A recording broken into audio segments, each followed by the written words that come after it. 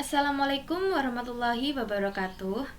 Perkenalkan, nama saya Aldelia Yunisa Putri dari PGMI 5D dengan NIM 1262052012091. Di sini saya akan menjawab UTS pembelajaran IPS MI atau SD yang diampu Ibu Maftuca MPDI. Soal yang pertama yaitu apa yang dimaksud dengan ilmu pengetahuan sosial dan mengapa IPS penting dalam kurikulum sekolah dasar. Ilmu pengetahuan sosial merupakan salah satu mata pelajaran yang diajarkan di sekolah-sekolah yang ada di Indonesia. IPS mempelajari berbagai aspek kehidupan manusia baik dari segi geografi, sejarah, sosiologi, ekonomi, maupun politik. Dan mengapa IPS sangat penting dalam kurikulum sekolah dasar? Karena yang pertama, dapat memahami masyarakat dan kehidupan sosial. Melalui mata pelajaran IPS, siswa dapat memahami lebih dalam tentang bagaimana masyarakat bekerja, bagaimana sistem pemerintahan beroperasi, dan bagaimana masyarakat berinteraksi satu sama lain. Yang kedua, meningkatkan keterampilan analitis dan kritis. IPS melibatkan mempelajari fenomena geografi, sejarah, ekonomi, dan pembangunan sosial.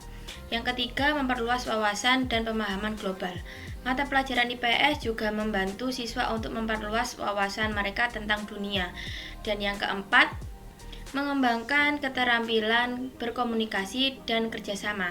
IPS juga melibatkan diskusi kelompok, penelitian, dan proyek kolaboratif. Melalui ini, siswa belajar untuk berkomunikasi dengan baik, menyampaikan pendapat mereka dengan jelas, dan bekerja sama dalam tim.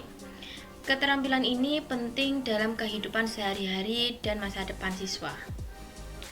Soal yang kedua yaitu sebutkan dan jelaskan 4 komponen utama dalam pembelajaran IPS di tingkat MI atau SD. Terdapat 4 komponen utama kurikulum yaitu tujuan, materi, strategi pembelajaran, dan evaluasi. Yang pertama, komponen tujuan pada kurikulum IPS, MI, atau SD. Tujuan adalah komponen kurikulum yang sangat mendasar. Pada Permendikbud nomor 69 tahun 2013 dijelaskan bahwa tujuan pendidikan adalah menciptakan dan mempersiapkan masyarakat Indonesia yang memiliki kemampuan untuk hidup sebagai warga negara yang beriman, produktif, kreatif, inovatif, afektif, dan mampu berkontribusi pada kehidupan masyarakat, berbangsa, bernegara, dan peradaban dunia. Yang kedua, komponen materi pada kurikulum IPS, MI, atau SD. Materi dalam kurikulum merupakan suatu hal yang disampaikan kepada peserta didik dalam kegiatan belajar mengajar untuk mencapai tujuan pembelajaran. Materi pada mata pelajaran IPS yang dapat diajarkan kepada peserta didik tidak hanya bersumber dari kehidupan sehari-hari, tetapi juga dapat berasal dari buku-buku novel, buku-buku cerita, koran, jurnal, majalah, makalah yang dapat dibaca oleh peserta didik sebagai sumber materi pembelajaran IPS yang berguna dalam membina kepribadian peserta didik. Mata pelajaran IPS di MI atau SD terdiri dari berbagai disiplin ilmu yaitu geografi, sosiologi, ekonomi, dan sejarah. Yang ketiga, komponen strategi pembelajaran pada kurikulum IPS, MI, atau SD. Strategi pembelajaran merupakan suatu tindakan guru yang realistis dan dalam pelaksanaan proses pembelajaran. Strategi juga dapat diistilahkan sebagai suatu taktik yang digunakan guru dalam melaksanakan kurikulum serta sistematik dan sistemik. Dalam pemilihan strategi pembelajaran terdapat 3 faktor yang harus diperhatikan yaitu belajar, lingkungan belajar, dan besar kecilnya kelompok belajar. Terdapat 2 pendekatan penyampaian materi isi kurikulum yaitu yang pertama pendekatan yang berpusat pada guru, yang mana guru lebih berperan dominan dibandingkan peserta didik dalam proses pembelajaran. Yang kedua, lebih memusatkan kepada peserta didik, di mana peserta didik lebih dominan daripada gurunya dalam proses pembelajaran. Beberapa strategi pembelajaran IPS yang dapat digunakan secara individu maupun kelompok yang bertujuan untuk meningkatkan kreativitas peserta didik yaitu strategi exposition. Materi pembelajaran diberikan kepada peserta didik yang berbentuk sudah jadi sehingga akan dengan mudah peserta didik untuk menguasai materi tersebut. Selanjutnya, strategi discovery. Peserta didik mencari sendiri materi pembelajaran yang akan dipelajari dari berbagai sumber dengan berbagai aktivitas yang dapat dilakukan. Yang keempat, komponen evaluasi pembelajaran pada kurikulum IPS, MI, atau SD. Evaluasi bertujuan untuk melakukan penilaian terhadap pencapaian tujuan pembelajaran dan untuk melakukan penilaian terhadap proses implementasi kurikulum secara keseluruhan dan termasuk penilaian terhadap kegiatan evaluasi itu sendiri. Kegiatan tersebut dapat menghasilkan feedback agar dapat memperbaiki dan menyempurnakan komponen-komponen kurikulum yang dikembangkan. Hasil evaluasi memiliki fungsi yaitu sebagai input dalam menentukan keputusan pada kurikulum dan pendidikan. Hal ini ditujukan kepada pemegang kebijakan terhadap pendidikan serta petugas pengembang kurikulum maupun pelaksana kurikulum yaitu guru dan kepala sekolah. Soal yang ketiga yaitu mengapa guru harus mengajarkan tentang budaya dan keanekaragaman sosial dalam pembelajaran IPS, MI, atau SD. Karena negara Indonesia dibangun atas dasar kebinekaan sehingga keputusan untuk menghargai keberagaman tidak bersifat abu-abu. Menghargai keberagaman harus bersifat hitam putih. Artinya, tidak boleh ada kata tapi yang bersifat menoleransi tindakan anti keberagaman sekecil apapun yang terjadi di sekitar kita. Apabila guru mengajarkan kebencian atas keberagaman, kebencian tersebut akan benar-benar terwujud di kalangan para siswa dan menjadi budaya di sekolah. Karena apa yang diajarkan guru didengar murid-muridnya. Peran guru sangat strategis mewujudkan sila ketiga Pancasila, yaitu Persatuan Indonesia, yang sudah mulai luntur di sekolah-sekolah. Apabila pemerintah tidak menghargai keragaman, tapi jika guru menghargai keberagaman, maka para siswa akan turut bersikap menghargai keberagaman.